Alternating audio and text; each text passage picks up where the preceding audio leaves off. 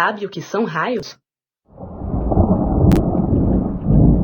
Os raios são faíscas ou descargas elétricas intensas que se formam durante as tempestades. É um fenômeno natural que ocorre na maioria das regiões da Terra. A natureza de um raio é parecida com a da energia elétrica de nossas casas, porém com intensidade muito maior, podendo liberar carga suficiente para manter acesa uma lâmpada de 100 watts por mais de 3 anos. Formação de uma tempestade. As tempestades são violentas agitações da atmosfera, acompanhadas de chuvas, ventos fortes e até granizo. Uma tempestade nasce da formação de nuvens do tipo cumulonimbus. Mas quais são as fases de desenvolvimento de uma tempestade? Em primeiro lugar, as nuvens são formadas quando uma parcela de ar mais quente, que está junto à superfície, sobe na atmosfera. Quando essa massa de ar ascendente atinge o nível de condensação, o vapor d'água passa para o estado líquido, formando as nuvens. O segundo estágio de uma nuvem de tempestade é o estágio maduro.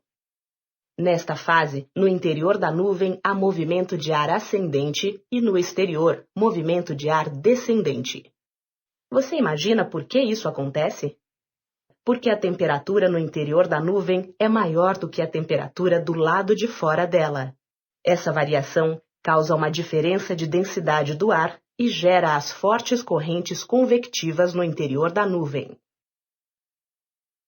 Até aqui, entendemos como a nuvem do tipo cumulonimbus nasce. Mas o que a natureza faz para que as gotículas de água caiam como uma forte tempestade?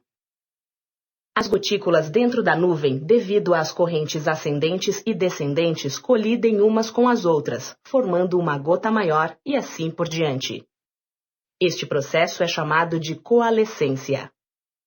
Após milhares de colisões, as gotas estão com tamanho suficiente para começar uma chuva. Neste momento, as correntes de ar puxam a chuva para baixo, produzindo rajadas.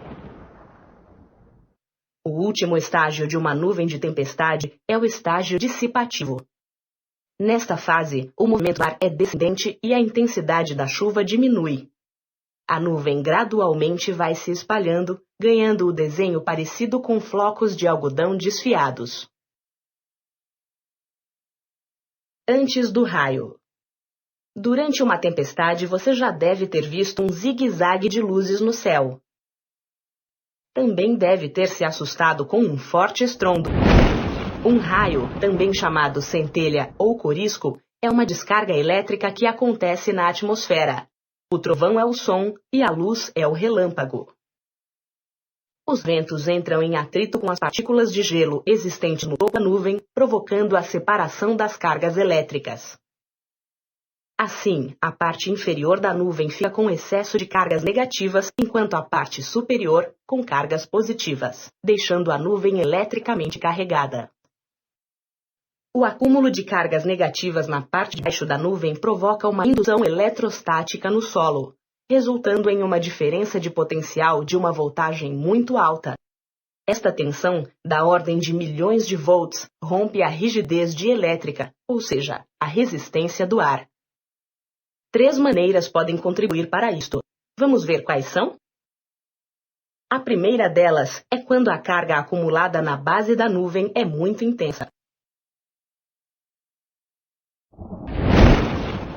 A segunda maneira é quando há um aumento da condutividade atmosférica. A terceira maneira acontece quando a nuvem vai se aproximando do solo, diminuindo consequentemente a distância entre as cargas positivas e negativas desses dois condutores.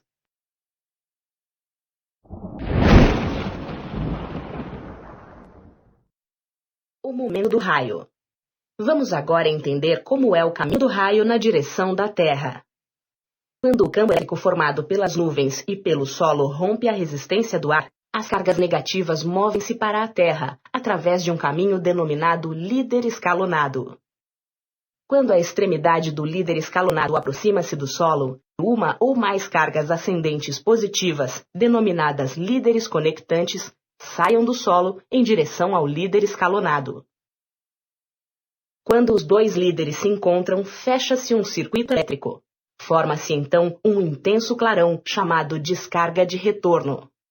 Se após a descarga de retorno o raio terminar, temos um raio simples. Contudo, após uma pausa, uma nova descarga chamada descarga de retorno subsequente poderá acontecer. Temos então os chamados raios múltiplos. Isto ocorre quando a nuvem não se descarrega completamente durante o primeiro raio. Isso explica por que o raio parece tremular ao ser avistado. Na realidade, são vários raios ocorrendo com uma diferença de milésimos de segundos. Já foram constatados casos com mais de 26 descargas de retorno em um único raio. Tipos de raios. Você sabia que existe um raio que tem o formato de uma bola? Vamos conhecer este e mais outros tipos de raios. Começaremos pelo raio em nuvem. As descargas dos raios em nuvem representam 70% do total das descargas elétricas que atingem nosso planeta. Essas descargas podem ocorrer de 3 maneiras. A primeira são descargas intranuvem. Elas acontecem no interior da nuvem. A segunda forma que um raio em nuvem pode ocorrer é entre 2 ou mais nuvens, chamadas descargas nuvem-nuvem. A terceira e última maneira de ocorrência do raio em nuvem é para fora da nuvem, denominadas descargas para o ar. Um outro tipo de raio, com certeza o que você mais conhece, é o raio entre a nuvem e a Terra. Esse tipo pode assumir, de acordo com o sentido de movimento da carga líder, a denominação de nuvem-solo ou solo-nuvem. Os raios do tipo nuvem-solo correspondem a quase 90% das ocorrências de raios entre a nuvem e a Terra, enquanto que os solo-nuvem são raros, podendo ocorrer no alto de montanhas, edifícios, torres e antenas. Esses raios também podem variar quanto à polaridade. Os raios negativos transferem cargas negativas da nuvem carregada negativamente para o solo, carregado positivamente. Os raios de polaridade positiva possuem uma estrutura bem parecida com os raios negativos. A diferença é que eles partem de uma região de polaridade positiva da nuvem. Nesses casos, a corrente contínua dura mais tempo e carrega mais energia. Portanto, são mais perigosos.